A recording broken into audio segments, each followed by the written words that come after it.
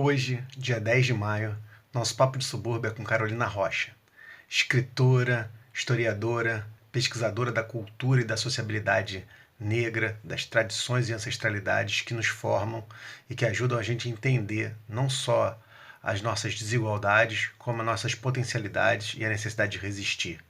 Hoje ela traz uma reflexão fundamental que pesa fundo e que me faz e que deve fazer todos nós pensarmos, né, na base da estrutura do nosso patriarcalismo, do nosso racismo e da necessidade que nós temos que nos educar e lutar contra isso. Hoje vamos trazer uma reflexão fundamental com a nossa amiga Dandara. Oi, gente, eu sou Carolina Rocha, também Dandara Suburbana, escritora, historiadora e idealizadora de um projeto que se chama Oficina de Escrita para Mulheres, que trabalha com literatura, autocuidado e escrita criativa. E estou bastante contente de estar batendo esse papo de subúrbio com vocês hoje. Bom, a reflexão que eu quero trazer é exatamente sobre escrita, esse lugar sacralizado da escrita na nossa sociedade. Então, essa sociedade que vivemos, né, eurocêntrica, branca, patriarcal, ela criou um imaginário social em torno dessa figura do escritor, e eu estou usando masculino de forma proposital, que é extremamente elitista, racista, excludente e machista. Quando a gente vai olhar para o mercado editorial, ele ainda é profundamente dominado, seja na literatura ou não, por escritores, homens, brancos, heterossexuais, cristãos.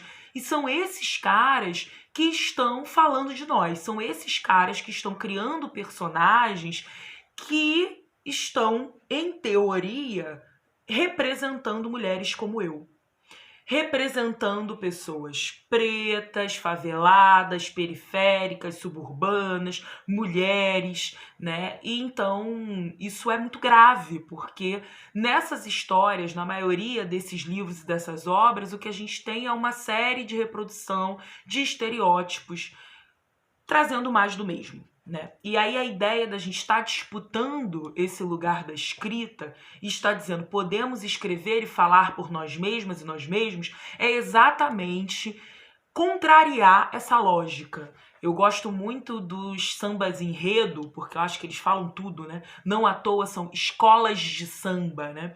Então a escola de samba Mangueira já disse tudo com aquele samba incrível. A história que a história não conta. É exatamente isso que escritoras negras, escritores negros, favelados e periféricos estão fazendo, né? Recontando essa história, contando essa história a partir das nossas existências, das nossas vivências. É o que a escritora Conceição Evaristo vai chamar de escrevivência. Isso é fundamental e muito importante para nós. Não à toa eu usei o pseudônimo Dandara Suburbana. Né? Dandara, que remete à mulher que teria sido companheira de Zumbi dos Palmares, com um papel super importante também na constituição do Quilombo de Palmares e na luta e na resistência negra, e suburbana, porque é exatamente tirar essa gumertização dos nossos símbolos. Grande parte dos movimentos sociais passa por isso, né?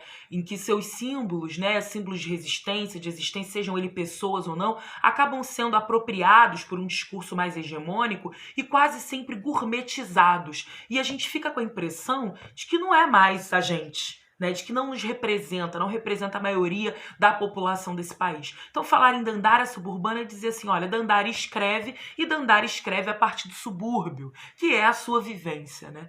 E essa escrita, ela não vai ser uma escrita igual essa escrita da norma culta da língua portuguesa, né? Que é endeusada e é considerado o padrão correto. Ela vai ser o que Lélia Gonzalez chamou de pretuguês, que é o nosso português enegrecido, que está aí no nosso cotidiano sendo falado nos botequins, nos bares, nas vielas, nas favelas, nas quebradas. É esse português também que nos interessa, que vai comunicar em termos de linguagem com a maioria da população desse país. Macota Valdina, outra ancestral intelectual negra incrível, ela falava que a branquidade, essa sociedade branca, né, embranquecida, né, em toda a sua constituição e formação de pensamento, ela tem a magia deles, que é a magia branca. Então, Makota sempre dava o exemplo da bula de remédio. Você pega a bula de remédio, primeiro você não entende a letra porque é minúscula. Depois você não entende os termos e as expressões científicas que estão ali.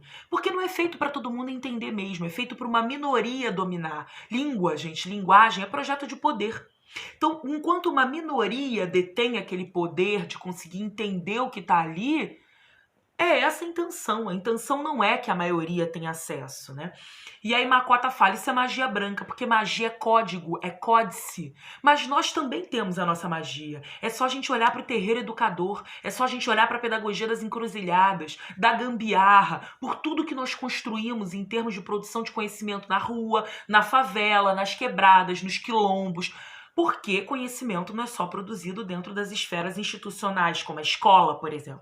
Conhecimento está sendo produzido o tempo todo em todos os lugares que nos constituem enquanto gente, né? Então, muito do que a Carolina é hoje, do que a Dandara é hoje, tem a ver com o espaço do terreiro, do qual fui forjada, tem a ver com a minha rua, tem a ver com baile de favela, tem a ver com um botequim, com um bar, tem a ver com essa sociabilidade, né, das encruzilhadas, das esquinas e das vielas, do qual eu descendo e no qual eu vivo e compartilho, né, junto com os meus e com as minhas. E aí eu sempre dou o exemplo da universidade. Uma vez a gente adentrando esse espaço da universidade, porque a gente é bom, a gente é muito inteligente, ao contrário do que dizem sobre nós, né? Então nós conseguimos aprender sim a magia branca, nós conseguimos aprender sim esses códigos, ingressamos nesses espaços que são majoritariamente brancos, que não são feitos para nós, e a partir daquele momento a gente quer falar sobre os nossos, sobre as nossas vivências e sobre as nossas histórias, porque elas não estão dadas, porque elas não estão nas ementas das disciplinas, porque elas não estão nas aulas das maiorias dos professores, porque elas não estão nos livros que acumulam nas prateleiras das bibliotecas. A partir daquele momento eu quero contar a minha história, eu vou precisar contar ela de acordo com a magia branca, que é a regra BNT. As regras da BNT nos dizem que eu preciso ter uma escrita, em geral, em terceira pessoa, com nota de rodapé, com um monte de citações, uma escrita neutra, porque a neutralidade é algo a ser valorizado. Que neutralidade? Dificilmente um estudante branco de classe média alta ele vai ser questionado sobre o lugar de fala dele dentro desse espaço acadêmico. Dificilmente ele vai escrever, assim como vários filósofos, sociólogos, historiadores, pesquisadores, cientistas escreveram aí ao longo da vida, e ninguém se perguntou, por exemplo, qual era a religião deles, de onde eles vinham. Agora, vou eu, Carolina, enquanto mulher preta, adentrar esses espaços e querer contar a minha história, a primeira coisa que eu vou ser questionada é: de que lugar você fala? Da onde você fala? Porque, gente, o que a gente chama de branquidade, que é esse código no qual a nossa sociedade está assentada, é o lugar da neutralidade, da normalidade.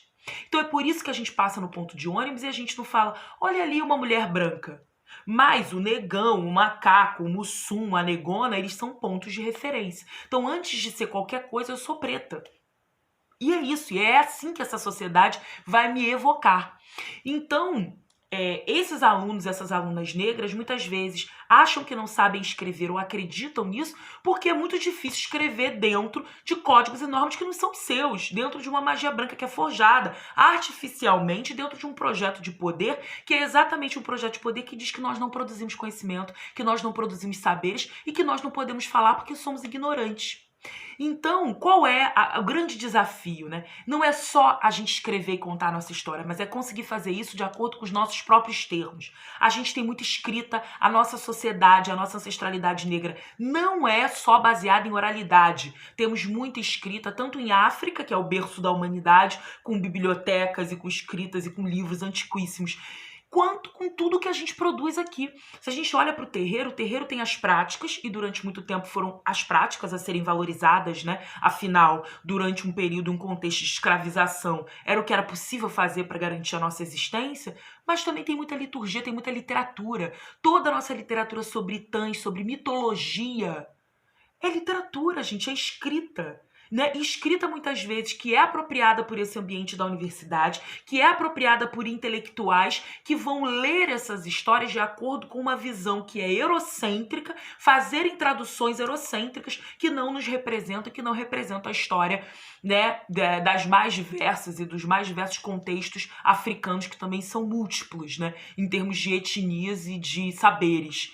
Então, o desafio é, a gente escreve e a gente escreve na nossa forma, no nosso português. O professor Sidney Nogueira, que é um linguista também, um intelectual negro incrível, tem falado muito sobre isso, sobre a importância da gente escrever a nossa pedagogia de terreiro, escrever sobre o terreiro educador, escrever sobre as nossas práticas. Mãe Estela de Oxóssi dizia, o que a gente fala e não escreve, o vento leva. E aí eu queria acabar, né, ou pelo menos fazer uma pausa com um poeminha.